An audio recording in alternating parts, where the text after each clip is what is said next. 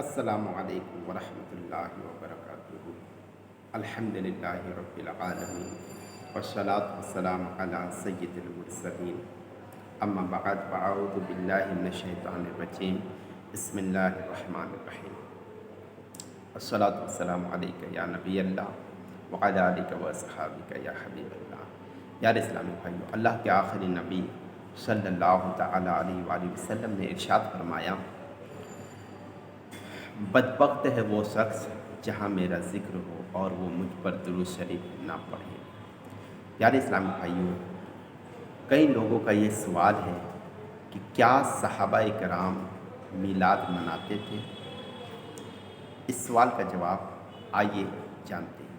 مفتیان اکرام دارالفتاء اہل سنت دعوت اسلامی کے اس کا بخوبی جواب دیتے ہیں اور کیا کچھ فرماتے ہیں، سنیں۔ کسی بھی کام صحابہ کرام کے دور میں یا نبی پاک صلی اللہ علیہ وسلم کے دور میں کوئی بھی کام ہو، اس کے جائز اور ناجائز ہونے کے لیے بہت سارے فارمولہ ہے اور ان کو کرنے نہ کرنے کا شریعت سے ہمیں بہت سارے ثبوت ملتے ہیں۔ کسی کام کے ناجائز ہونے کا دار و مدار اس بات پر نہیں ہے کہ یہ کام حضور صلی اللہ علیہ وسلم کے دور میں ہوا، صحابہ کے دور میں ہوا یا نہیں، بلکہ مدار اس بات پر ہے کہ اس کام سے اللہ اور اس کے رسول نے منع تو نہیں کیا، تبھی اس کام کو کرنے یا نہ کرنے کا ثبوت ہمارے پاس ہے۔ کیونکہ فقہ کا یہ قاعدہ بھی ہے، الاصل فی اشیاء اباحۃ، کہ تمام چیزوں میں اصل یہ ہے کہ وہ مباح یعنی جائز ہو۔ کوئی بھی دنیا کا کام ہو، اس کا اصل یہ ہے کہ وہ پہلے جائز ہوتا ہے۔ اگر شریعت میں اس کا ثبوت ناجائز کے مل جائے تو اس کام سے رکا جاتا ہے، اس سے منع کیا جاتا ہے، اس سے پرہیز کیا جاتا ہے۔ ہر چیز مباح اور حلال ہے، ہاں اگر کسی چیز کو شریعت منع کر دے تو وہ منع ہے، یعنی ممانعت سے حرمت ثابت ہوگی، نہ کہ نئے ہونے سے۔ کوئی بھی چیز نئی کام، نئے انداز، نئی چیزیں یہ فوراً ناجائز نہیں ہو جاتی، پہلے قرآن و حدیث میں اس کا ثبوت دیکھا جاتا ہے۔ اگر قرآن و حدیث میں ان کو منع نہیں کیا گیا تو جائز، اور نہیں ہے اگر شریعت میں ممانعت آ رہی ہے کسی نبی پاک صلی اللہ علیہ وسلم کے قول، اقوال، افعال کے ذریعے سے، کلام پاک کی آیت مبارکہ کے ذریعے سے، صحابہ کرام نے منع کیا ہو، تب جا کر وہ چیزیں منع ہو جاتی ہیں۔ یہ قاعدہ قرآن پاک اور احادیث صحیحہ و اقوال فقہا سے ثابت ہے۔ چنانچہ قرآن کریم میں اللہ تعالیٰ ارشاد فرماتا ہے، یا ایھا الذین آمنوا لا تسألوا عن اشیاء ان تبد لکم تسؤکم وان تسألوا عنها حین ینزل القرآن تبد لکم عفا اللہ عنہا۔ اللہ تبارک تعالیٰ ارشاد فرما رہا ہے، اے ایمان والو، ایسی باتیں نہ پوچھو جو تم پر ظاہر کی جائے تو تمہیں بری لگے، اور اگر انہیں اس وقت پوچھو گے کہ قرآن اتر رہا ہے تو تم پر ظاہر کر دی جائے گی، اللہ انہیں معاف فرما چکا ہے۔ یہ آیت مبارکہ پارہ 7 سورۃ المائدہ آیت نمبر 101 میں ہے۔ اس کی تفاسیر میں کیا ہے؟ صدر الافاضل حضرت علامہ مولانا محمد نعیم الدین مراد آبادی علیہ رحمۃ اللہ الہادی فرماتے ہیں، اس آیت سے ثابت ہوا کہ جس کام کی شرع میں ممانعت نہ آئی ہو وہ مباح اور جائز ہے۔ حضرت سلمان رضی اللہ تعالیٰ عنہ کی حدیث میں ہے کہ حلال وہ ہے جو اللہ نے اپنی کتاب میں حلال فرمایا ہے، حرام وہ ہے جس کو اپنی کتاب میں حرام فرمایا، اور جس سے سکوت کیا وہ معاف ہے۔ تو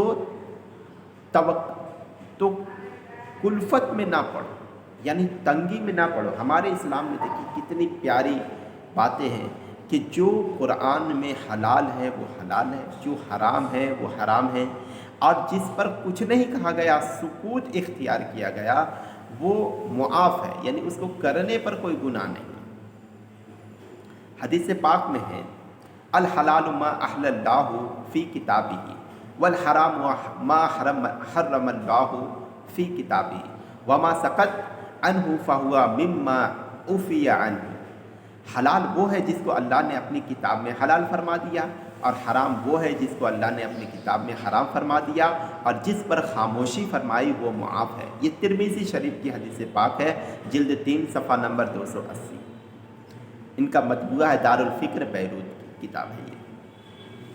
چونکہ محافل دینیاں منعقد کر کے عید میلاد النبی منانے کی ممانعت قرآن و حدیث، اقوال فقہا نیز شریعت میں کہیں بھی وارد نہیں ہے، لہٰذا جشن ولادت منانا بھی جائز ہے، اور صدیوں سے علماء نے اسے جائز اور مستحسن قرار دیا ہے۔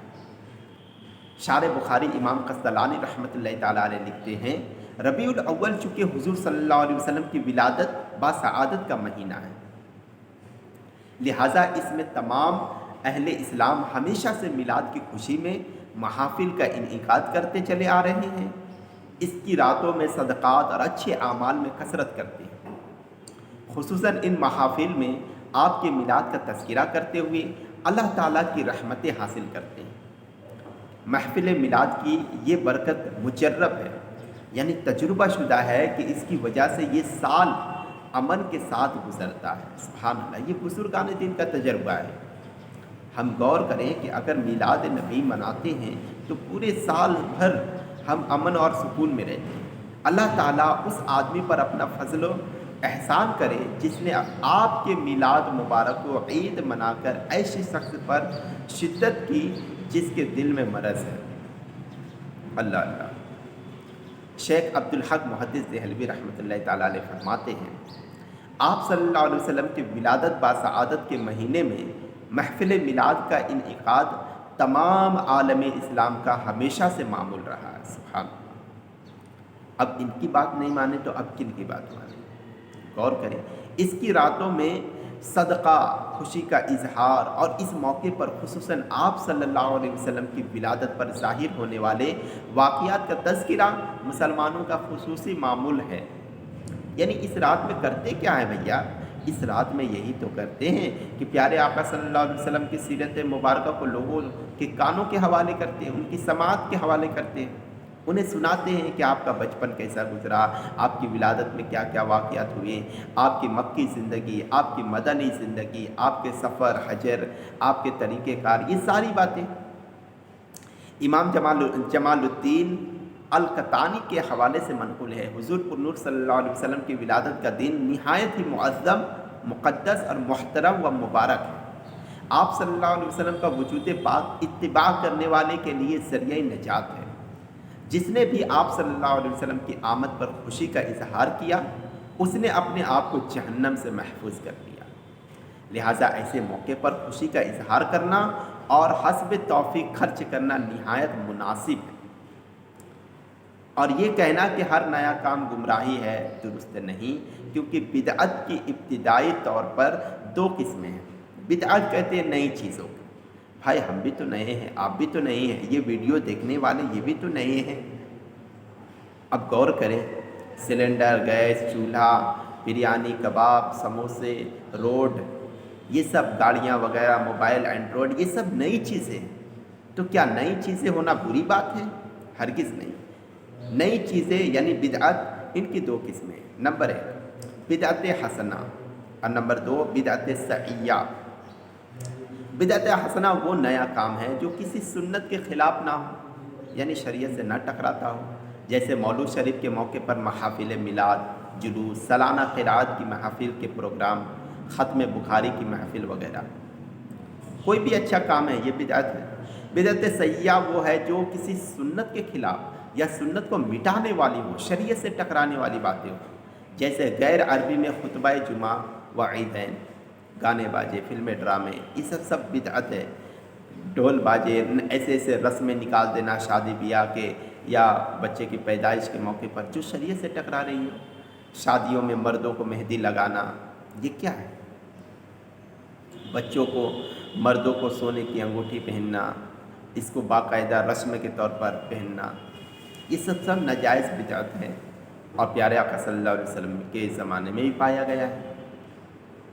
چنانچہ شیخ عبدالحق محدث دہلوی رحمۃ اللہ تعالیٰ علیہ اس حدیث کے تحت لکھتے ہیں کہ معلوم ہونا چاہیے کہ جو کچھ حضور نبی کریم صلی اللہ علیہ وسلم کے بعد نکلا اور ظاہر ہوا بدعت کہلاتا ہے۔ پھر اس میں سے جو کچھ اصول کے موافق اور قواعد سنت کے مطابق شریعت کے مطابق ہو اور کتاب و سنت پر قیاس کیا گیا ہو، بدعت حسنہ یعنی اچھا کام ہے، نئی چیز ہے، اچھی نئی کام ہے، بدعت حسنہ کہلاتا ہے۔ اور جو ان اصول و قواعد کے خلاف ہو، شریعت کے خلاف ہو، اسے بدعت دلالت یعنی گمراہی والی بدعت کہتے ہیں۔ اور کل بدعت دلالت کا کلیہ اس دوسری قسم کے ساتھ خاص ہے، یعنی ہر نئی چیز گمراہی ہے۔ یہ بھی حدیث پاک میں آیا ہے، ہر نئی چیز گمراہی ہے، لیکن وہ کون سی نئی چیز؟ وہ نئی چیز جو شریعت سے ٹکرا جائے۔ اللہ تبارک و تعالیٰ سے دعا ہے کہ ہمیں ان سب خرافاتوں سے بچنے کی توفیق عطا فرما اور شریعت کے مطابق شریعت کے دائرے میں رہ کر اپنے کام کو کرنے کی توفیق عطا فرما۔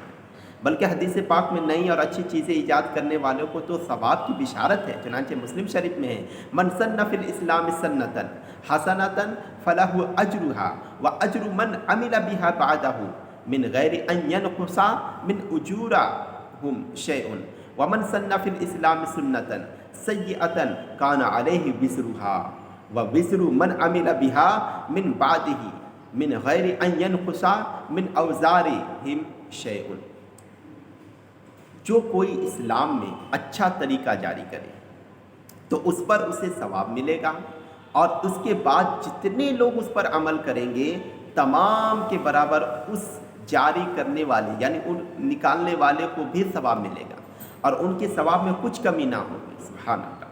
اور جو شخص اسلام میں برا طریقہ جاری کرے تو اس پر اسے گناہ ملے گا، اور اس کے بعد جتنے لوگ اس پر عمل کریں گے ان سب کے برابر اس جاری کرنے والے، اس نئے کام کو نکالنے والے کو بھی گناہ ملے گا، اور ان کے گناہ میں بھی کچھ کمی نہ ہوگی۔ یہ صحیح مسلم کتاب العلم جلد 2 صفحہ نمبر 341، یہ کتاب مطبوعہ کراچی میں۔ جشن ولادت منانا بھی ایک اچھا کام ہے جو کسی سنت کے خلاف نہیں بلکہ عین قرآن و سنت کے ضوابطوں کے مطابق ہے۔ رب تعالیٰ کی نعمت پر خوشی کا حکم خود قرآن پاک نے دیا ہے۔ اللہ تعالیٰ ارشاد فرماتا ہے، قل بفضل اللہ وبرحمتہ وبذلک فلیفرحوا، تم فرماؤ اللہ ہی کے فضل اور اسی کی رحمت اور اسی پر چاہیے کہ خوشی کرے۔ اور ایک جگہ ارشاد فرمایا، وَأَمَّا بِنِعْمَةِ رَبِّكَ فَحَدِّثْ، اور اپنے رب کی نعمتوں کا خوب خوب چرچا کرو۔ خود حضور پر نور صلی اللہ علیہ وسلم اپنا یوم ولادت، اپنے یوم میلاد روزہ رکھ کر مناتے تھے۔ چنانچہ آپ ہر پیر کو روزہ رکھتے تھے۔ جب اس کی وجہ پوچھی گئی تو فرمایا، اسی دن میری ولادت ہوئی ہے اور اسی روز مجھ پر وحی نازل ہوئی، اسی خوشی میں میں روزہ رکھتا ہوں اور اس دن کو یاد رکھتا ہوں۔ خلاصہ کلام یہ کہ شریعت کے دائرے میں رہ کر خوشی منانا، مختلف جائز طریقوں سے اظہار مسرت کرنا اور محافل میلاد کا انعقاد کر کے ذکر مصطفیٰ صلی اللہ علیہ وسلم کرتے ہوئے ان پر مسرت و مبارک لمحات کو یاد کرنا جو سرکار دو عالم صلی اللہ علیہ وسلم کے دنیا میں تشریف لانے کا وقت ہے، بہت بڑی سعادت مندی کی بات ہے۔ مزید تفصیل کے لیے علماء اہل سنت کی کتب کا مطالعہ کیجیے تاکہ آپ کے علم میں اور بڑھوتری ہو۔ پیارے اسلامی بھائی، ہمیں چاہیے کہ ان باتوں، ان خرافاتوں میں کان دھرنے کی بجائے ہمیں سچ اور حقیقت کی تلاش کرنی چاہیے۔ قرآن و حدیث میں ہزاروں دلیلیں ہیں جو آپ کو پڑھا کر سنا کر سمجھایا جا سکتا ہے، لیکن ضد کی کوئی علاج نہیں، ٹھیک ہے؟ جو نبی اپنے رب کی جانب سے آنے والے قرآن ہمیں بتائے، شریعت طریقت ہمیں سکھائے، اس نبی کی یاد میں کون سا گناہ ہے؟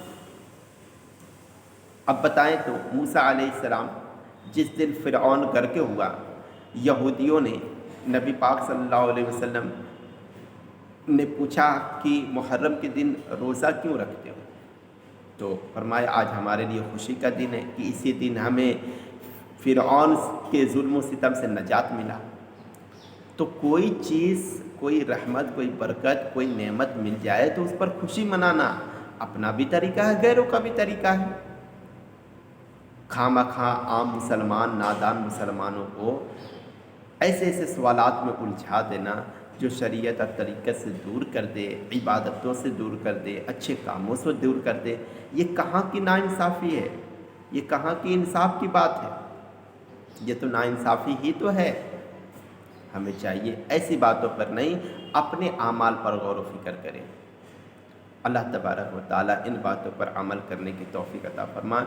بھول چوک جو کچھ ہوا بیان کرنے میں، اللہ کریم اور اس کے حبیب صلی اللہ علیہ وسلم سے دعا گو ہوں کہ یا اللہ ان جو کچھ بیان ہوا ان کے صدقے ہماری بے حساب مغفرت فرما، غلطی خطاؤں کو معاف عطا فرما، اور تمام سامعین کو اس سنے ہوئے باتوں پر عمل کرنے کی توفیق عطا فرما۔